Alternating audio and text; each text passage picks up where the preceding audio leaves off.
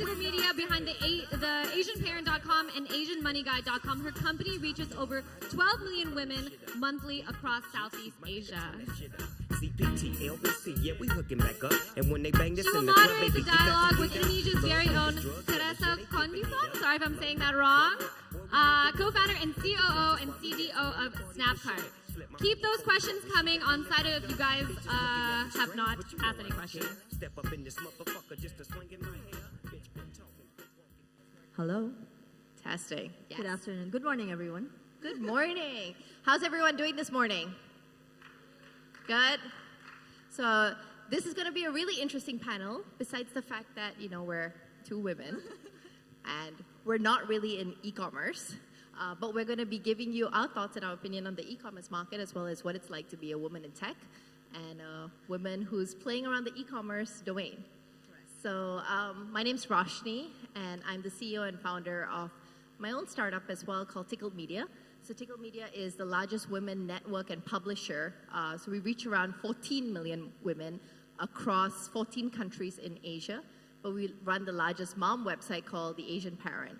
And Teresa, tell me a little bit about yourself and what you're doing with Snapcart. Absolutely a pleasure to be here with you, Roshni. It's very, very nice to meet you finally. So my name is Teresa Condicion. I'm the CEO and Chief Data Officer of Snapcart.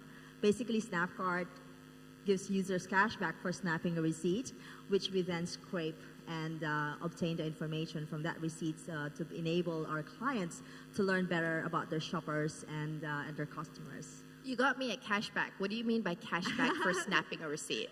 So you're basically getting like 1%. So if you snap like 10,000 rupee or a $100 receipt, you get $1 back, which is really fantastic for a receipt that you'd otherwise throw away. And this is like a receipt anywhere, so I can buy like a kopi from a warung. And well, mostly groceries right now, but Okay. all those other receipts are probably going to be part of it as well in the future. And how do you pay us? We give it to you by cashback or by a load for your phone or any other e-wallets. So through transfers, bank transfers. So there's various ways by which you could get this cashback, delivered to you. So you've seen a lot of traction. So which countries? You guys are in Singapore, Philippines, Indonesia, and Brazil. Yes, yes. So out of these 4 markets, who do you see proliferating your services the most? Well, we're very good, obviously, in our home country, which is Indonesia. We have 50,000 users, which is 5 times that of our competitor. And in the Philippines, we have about 100,000. So it's been quite popular, despite the fact that we are purposely keeping it small, because the value of the data is not going to increase significantly as you grow the market, because it's more of a measurement panel. So our competitors, which is Nielsen and Kantar, basically keep the same panel, but at about 10,000 users.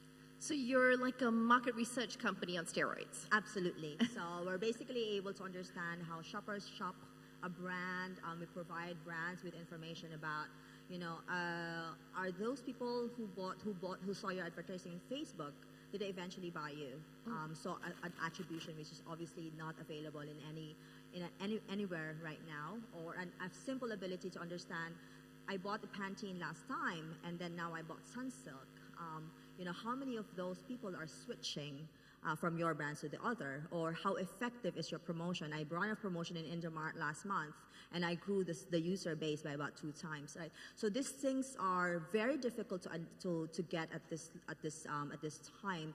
I was in Procter & Gamble for 17 years, and I used to be in market research, and I used to buy this data, and it will take me 3 months to get it because it was obtained by survey. You'll go How quick do you guys get the data now? Right now, it's like a week or 2. You'll be able to provide this information to our clients, and that's really fast, and that allows them to really be agile with their marketing campaigns or their promotion activities, which is So great. do you guys only do offline, or is this also online? Do you It's track the primarily e-commerce? Yeah, no, it's primarily offline, but we started tracking e-commerce, so we've now given some cashbacks to users by submitting their e-commerce receipts through their emails. And that's still very small, but it's obviously growing. And so that way we're able to understand, from offline to e-commerce, what's the switching looking like for the same shopper. So tell us about the e-commerce trends here in Indonesia. So which platforms are the most popular, right? You've got everyone from JD to Shopee. Absolutely. So the top two is really Shopee and Tokopedia, and that's where a lot of consumers are also, shopping at. That's in terms of sales, but also in terms of image and people remembering it. And then, but it's still very small. It's really just about 1 to 3% of the market buying, say, groceries in e-commerce. It's a little bit higher, obviously, for travel or for fashion, but it's still really, really niche. But it's growing, and we expect that it's going to be 8 times the size in about 5 years' time, which is fascinating growth, right? But from a 1%, 8 times, not It's that still, big, right? It's still not so big. It's still not too big, and so there's still so much opportunity for growth. Compare that to, for example, in Singapore, where grocery shopping is almost like mass, like where everyone or many people would have like bought groceries from Red Mart or Would you from say it's above Honesty. 50%? It's above 50% for the grocery deliveries. At least in 1 year you would have had at least once. So many people would have had at least once, which is really big penetration. So why do you see such slow traction happening in e-commerce in Indonesia? While we say it's fast growing, it's still just 1 to 3% of the market. It is. And we have terrible traffic here, so. It is primarily that. So the logistics cost in Indonesia is so much higher than in countries like Korea and Singapore, where logistics is so easy, and therefore e-commerce has really proliferated massively. So in Korea, for example, almost everyone would buy any diapers in e-commerce. No one will go outside and buy it from the mom and pop stores or from your convenience store nearby. In Singapore, you'll also mostly order for your baby products. But here, being able to pay for delivery is so big. It's such a big cost, and for companies who will be giving that delivery for free, it is a losing game from a profitability standpoint. So the logistics is primarily one of the biggest driver of it being still very small. Although, of course, there's been a lot of funds that are getting into Indonesia to really, really grow this market, and therefore that's going to drive the growth over the next 5 years. Okay, so we talk about Indonesia like as if it's a one-size-fits-all. It's nearly 270 million, right? So do we see a difference between Jakarta and Bali, or Java and the other? Absolutely, absolutely. So it's still very, very unequal in terms of the development of e-commerce and retail in general. You will see cities like Jakarta being the highest in terms of the concentration of e-commerce shopping. It is actually comprising of about 1/5 of the entire e-commerce shopping in the whole of Indonesia. The rest of Java is about 70% of the entire e-commerce shoppers, right? Provinces or rural areas like outside will be primarily still warungs and mom and pop stores, and even like the convenience stores. It's the same thing. So the modern retail shopping is still primarily in the urban areas. So there's still a lot of disparity across the region and across cities in terms of the development of retail. Got it. Just as a show of hand, how many of you guys are actually in e-commerce?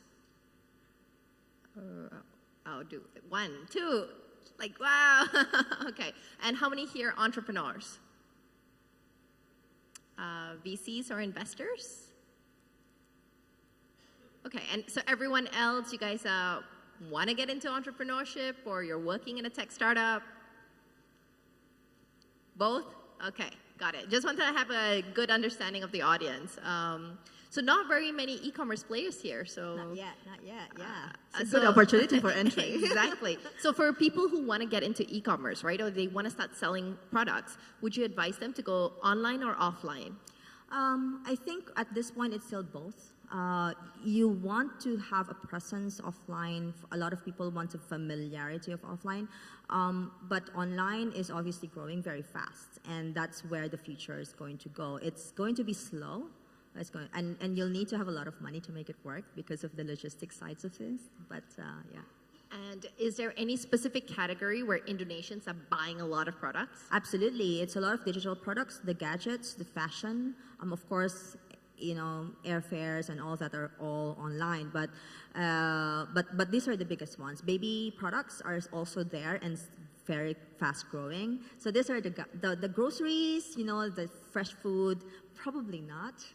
Probably you'd always want to buy that from Indomaret and from your mom, from your warung nearby, because you just want to be able to see if it's fresh.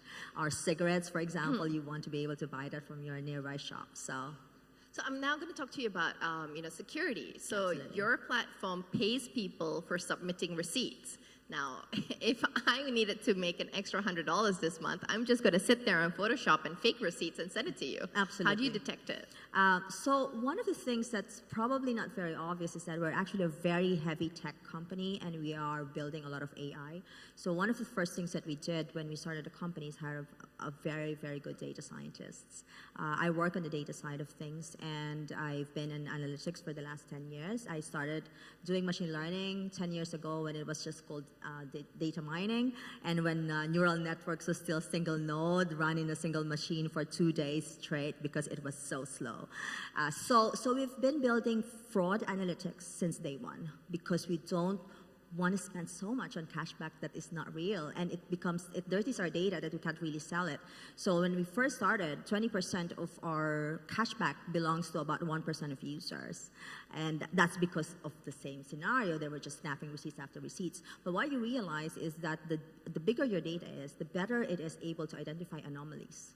And the better it is able to identify, okay, this person has bought 20 brands of shampoo. That doesn't sound right.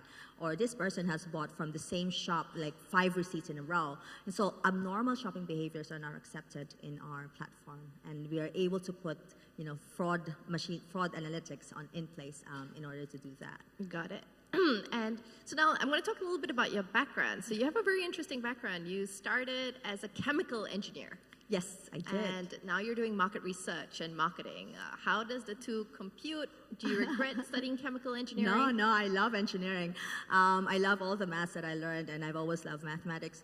I was born in a small fishing village in the Philippines, and engineering is one sure way to ensure that you will be having money when you start working, and you can get a job easily, right? So that was my primary driver. I was a breadwinner. I was the first person in my family to graduate university, and I needed to ensure that I have a good job. So I got that.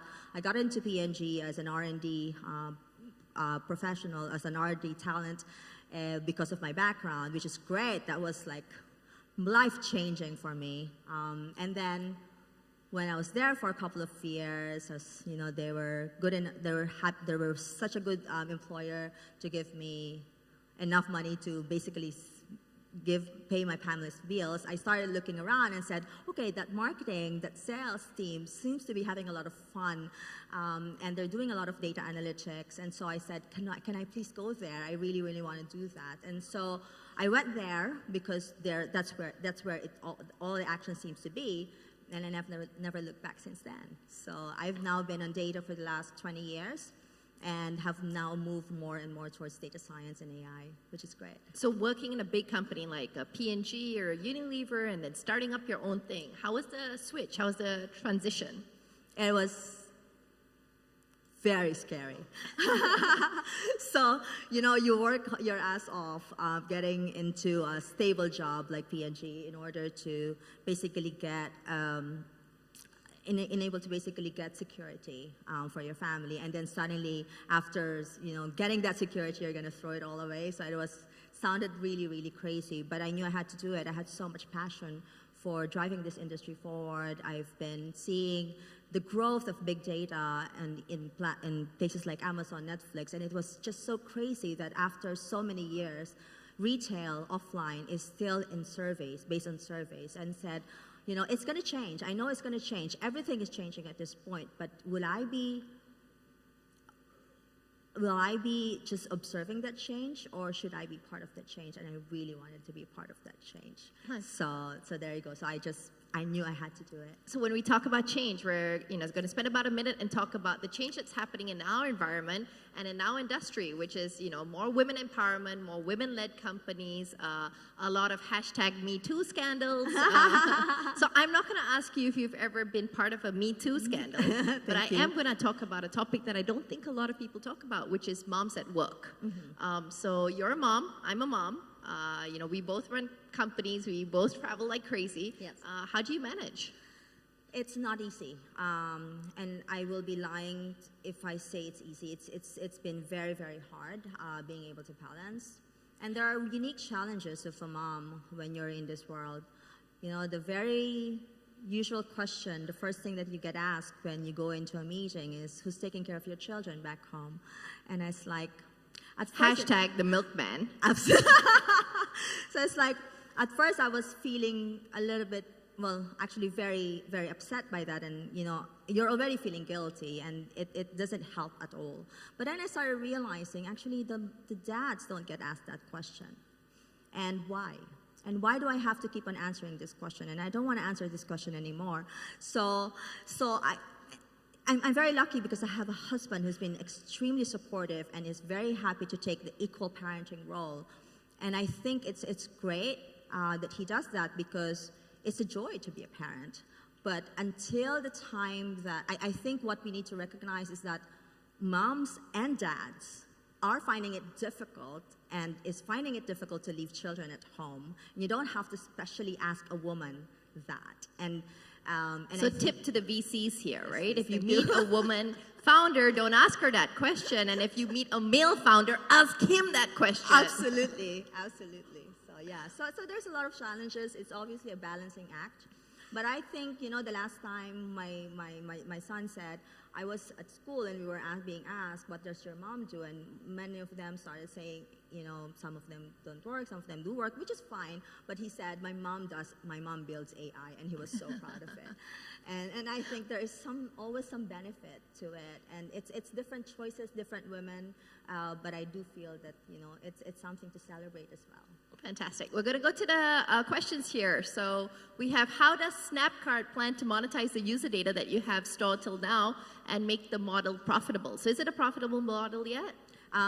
We're getting there. So in fact, in specific places like Indonesia, we're already there. So in terms of, we do have basically a lot of clients who wants to understand shoppers and who wants to be able to understand whether, you know, a person is switching between brands, or a product or a promotion is optimum and is giving them return on investments, or whether an advertising is really providing them the ROI that they expect.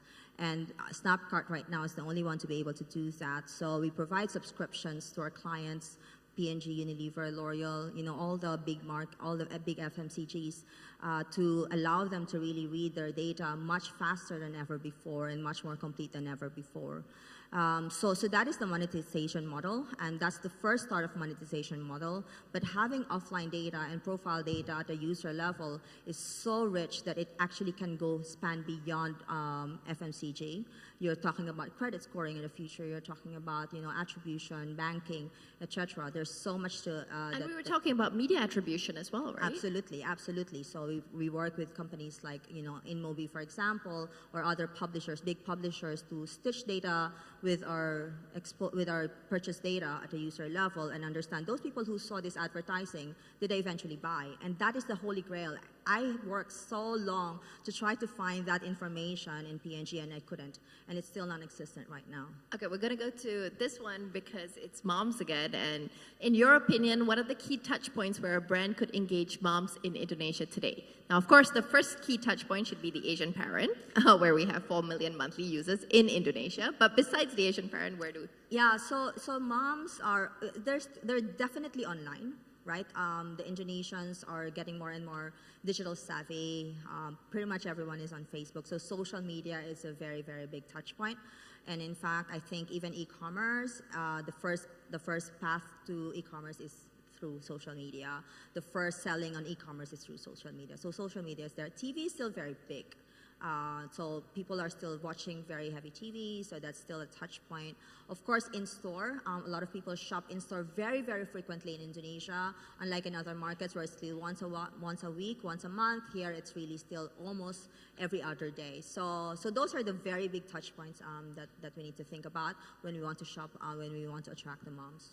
Okay, I'm going to get to the last question, which is how can we get more women to not only enter tech, but stay in tech till they reach the top?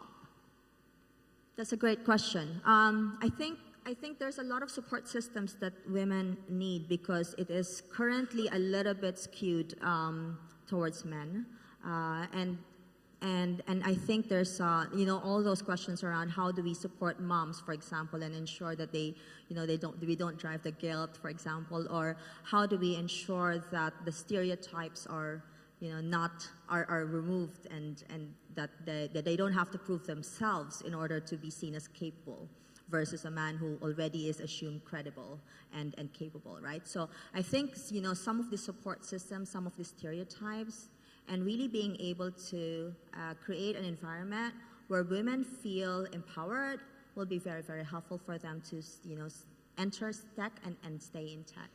So one advice I have as well is that for, as a company, we have about 200 people, and my management team has around 15 people, and 13 of them are women. So we have a lot of women leaders, and as a company, out of the 200 people we have, 70% are women. And we have a lot of moms because our biggest demographic is moms. And one of the things I notice is that for a lot of companies, they expect you to work from 9 to 7 or 9 to 9 and do 12 hours in the office. But you need to recognize that for a lot of parents, not just moms, but for dads as well, that's just not possible. And just because they go home at 5 or they go home at 6 doesn't mean they're not going to come back in at 10 p.m. and work till 3 a.m. So I think that we need to switch our mindset on what we consider to be working. Just because you're in the office and you're doing 12 hours in the office doesn't mean you're working. That's such a good point. I actually absolutely do flexible time, and we encourage that as well in our company. So I think that's a really great point. Yeah. So as a tech company, we tell our people that we expect 9 to 9. 12-hour days. Like, there's no way we're doing 9 to 5, right? If you're going to work at our company, you need to be prepared to do 9 to 9, which means you need to do 12 hours a day. But you can do whatever 12 hours you want. Yeah, absolutely. All right, ladies, thank you so much. Thank you, Roshni. Thank you, Teresa. Thank you. Nigga, burn this shit up. DPGC, my nigga, turn that shit up. CPT, LBC, yeah, we hooking back up. And when they bang this in the club, baby, you got to get up.